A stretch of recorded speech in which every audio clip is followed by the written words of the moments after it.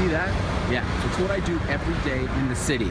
Drive. I'm Brandon Rowe in Toronto, and the province announced $25 million to improve cycling in the city. So guess what I'm going to do? I'm going to try cycling for the first time. So I'm officially a Toronto cyclist. I'm not about this cycling. I had to lose weight so I could squeeze through traffic. And I wasn't the only cyclist having a hard time today. How do you find it biking in the city? It's like it can be dangerous. So like always be careful, of course. Kind of like take your space between the cars and everything, and like yeah, sometimes like more dangerous than you making a mistake would be someone else making a mistake. And hitting you. Yeah. I only felt safe riding along the bike lane. All right, so this is all right.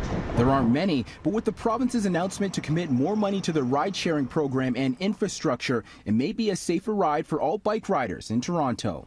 The province announced $93 million to improve cycling. More than $25 million will be coming to the city. It's good news, right?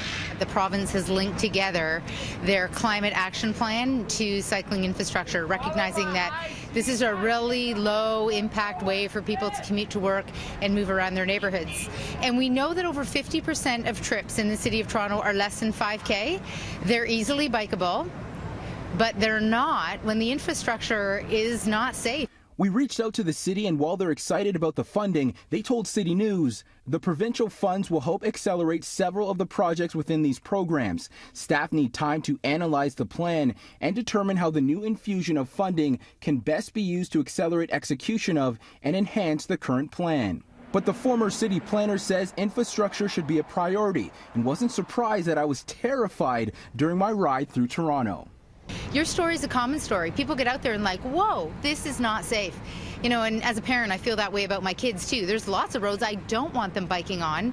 So then how do I encourage them to get around on their bike when there's all kinds of gaps? Today was my first and last day riding through the city. And I have to take this bike back to City Hall. I'm not going to ride it.